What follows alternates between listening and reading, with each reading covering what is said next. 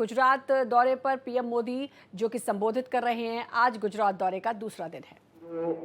Suzuki san Maruti Suzuki India limited के MD Hisashi Takeuchi san, chairman R C Bhargava, Hansalpur plant के सभी कर्मचारी, अन्य महानुभाव, देवी और सज्जनों, गणेश उत्सव के इस उल्लास में आज भारत की मेक इन इंडिया इस यात्रा में एक नया अध्याय जुड़ रहा है। ये make in India, make for the world हमारे उस लक्ष्य की तरफ एक बड़ी छलांग है। आज से भारत में बने इलेक्ट्रिक व्हीकल्स 100 देशों को एक्सपोर्ट किए जाएंगे।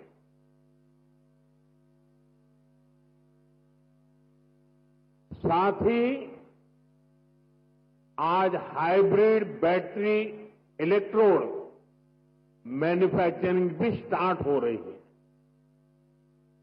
आज का ये दिन भारत और जापान की फ्रेंडशिप को भी नया आयाम दे रहा है। मैं सभी देशवासियों को, जापान को, सुजुकी कंपनी को बहुत बहुत बधाई देता हूं।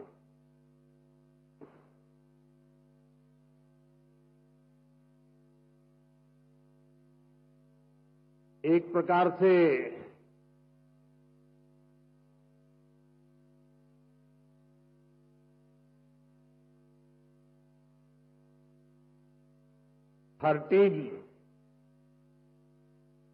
टीन एज का आरंभ होता है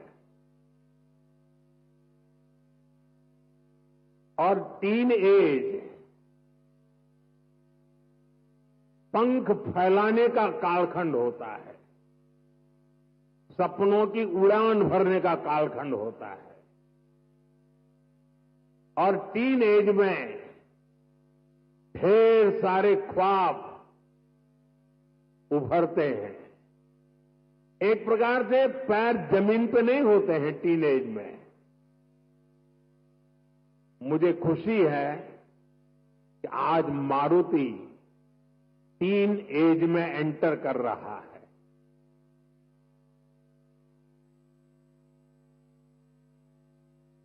गुजरात का मारुति का टीन एज में प्रवेश यानी आने वाले दिनों में मारुति एक नए पंख फैलाएगा, नए उमंग और उत्साह के साथ आगे बढ़ेगा, ऐसा मेरा पूरा विश्वास है। फ्रेंड्स,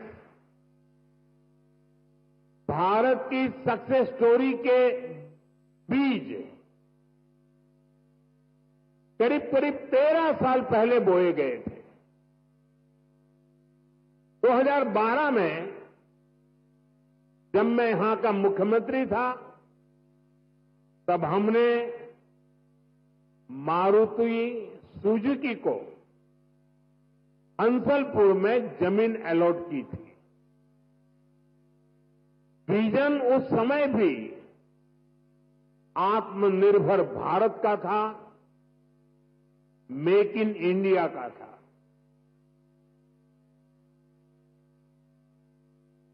हमारे तब के प्रयास आज देश के संकल्पों को पूरा करने में इतनी बड़ी भूमिका निभा रहे हैं। साथियों, मैं इस अवसर पर स्वर्गीय ओसामू सुजुकी-सान को हृदय से याद करना चाहूंगा। हमारी सरकार को उन्हें पद्म विभूषण से सम्मानित करने का सौभाग्य मिला था। मुझे खुशी है उन्होंने मारुति सुजुकी इंडिया का जो विजन देखा था वो आज हम इसके इतने बड़े विस्तार के गवाह बन रहे हैं। साथियों, भारत के पास डेमोक्रेसी की शक्ति है और भारत के पास डेमोग्राफी का एडवांटेज है। हमारे पास स्किल्ड वर्कफोर्स का बहुत बड़ा पूल है, इसलिए कि हमारे हर पार्टनर के लिए विन विन सिचुएशन बनाता है। आज आप देखिए, सुजुकी जापान भारत में मैन्युफैक्चरिंग कर रही है और जो गाड़ियां बन रही है वो वापस जापान को एक्सपोर्ट की जा रही है। ये जापान और भारत के रिश्तों की मजबूती तो है ही, भारत को लेकर ग्लोबल कंपनियों के भरोसे को भी ये आपके सामने प्रस्तुत करता है। एक तरह से मारुति सुजुकी जैसी कंपनियां मेक इन इंडिया की ब्रांड एम्बेसडर बन चुकी है। लगातार 4 साल से मारुति भारत की सबसे बड़ी कार एक्सपोर्टर है। अब आज से ईवी एक्सपोर्ट को भी उसी स्केल पर ले जाने की शुरुआत हो रही है। अब दुनिया के दर्जनों देशों में जो ईवी चलेगी उसमें लिखा होगा मेड इन इंडिया।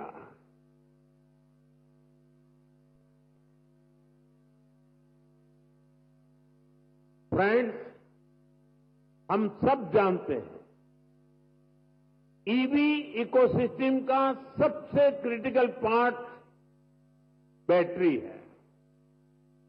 कुछ साल पहले तक भारत में बैटरी पूरी तरह इंपोर्ट होती थी। ईवी मैन्युफैक्चरिंग को मजबूती देने के लिए ये जरूरी था भारत बैटरीज का भी निर्माण करे। इसी विजन को लेकर 2017 में हमने यहां टीडीएसजी बैटरी प्लांट की नींव रखी थी। टीडीएसजी की ही नई पहल पर इस फैक्ट्री में 3 जापानी कंपनियां मिलकर भारत में पहली बार सेल मैन्युफैक्चर करेगी। भारत में बैटरी सेल के इलेक्ट्रोड भी लोकल लेवल पर तैयार होंगे। ये लोकलाइजेशन भारत की आत्मनिर्भरता को नई शक्ति देगा। इससे हाइब्रिड इलेक्ट्रिक व्हीकल्स के कारोबार में और तेज गति आएगी। मैं आपको इस ऐतिहासिक शुरुआत के लिए अपनी अनेक अनेक शुभकामनाएं देता हूं। साथियों, कुछ साल पहले उस समय तक ईवी को केवल एक नए ऑल्टरनेट के तौर पर देखा जाता था, लेकिन मेरा मानना रहा है ईवी कई समस्याओं का ठोस समाधान है। इसलिए पिछले साल मैंने अपनी सिंगापुर विजिट के दौरान कहा था, हम अपनी पुरानी गाड़ियों को, पुरानी एम्बुलेंसेस को हाइब्रिड ईवी में बदल सकते हैं। मारुति सुजुकी ने इस चुनौती को स्वीकार किया और केवल 6 महीने में एक वर्किंग प्रोटोटाइप तैयार कर दिया। अभी मैंने वो हाइब्रिड एम्बुलेंस का प्रोटोटाइप देखा भी है। ये hybrid ambulance PM E drive scheme में पूरी तरह फिट बैठती है। लगभग 11,000 करोड़ रुपए की इस योजना में ई एम्बुलेंस के लिए भी बजट निर्धारित किया गया है। हाइब्रिड ईवी से पॉल्यूशन भी घटेगा और पुराने व्हीकल्स को ट्रांसफॉर्म करने का विकल्प भी मिलेगा। साथियों, क्लीन एनर्जी और क्लीन मोबिलिटी ये हमारा फ्यूचर है। ऐसे ही प्रयासों से भारत तेजी के साथ क्लीन एनर्जी और क्लीन मोबिलिटी का एक रिलायबल सेंटर बनेगा। साथियों, आज जब दुनिया सप्लाई चेन डिसरप्शन से जूझ रही है, ऐसे समय में लगता है कि भारत ने पिछले दशक में जो नीतियां बनाई वो देश के कितने काम आ रही है। 2014 में जब मुझे देश ने सेवा का अवसर दिया, उसके बाद से ही हमने इसकी तैयारी शुरू कर दी। हमने मेक इन इंडिया अभियान शुरू किया। ग्लोबल और डोमेस्टिक मैन्युफैक्चरर्स दोनों के लिए देश में अनुकूल वातावरण बनाया। भारत में मैन्युफैक्चरिंग एफिशिएंट और ग्लोबली कॉम्पिटिटिव हो, इसके लिए हम इंडस्ट्रियल कॉरिडोर्स बना रहे हैं। हम प्लग एंड प्ले इंफ्रास्ट्रक्चर बना रहे हैं, लॉजिस्टिक पार्क्स बना रहे हैं।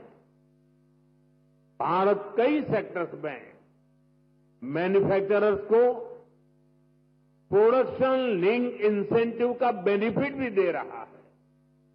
साथियों, हमने कई बड़े रिफॉर्म्स के जरिए इन्वेस्टर्स की पुरानी कठिनाइयों को भी दूर किया।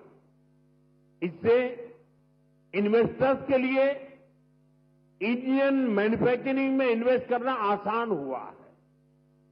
इसके परिणाम हमारे सामने हैं। इसी दशक में इलेक्ट्रॉनिक्स प्रोडक्शन लगभग 500% बढ़ा है।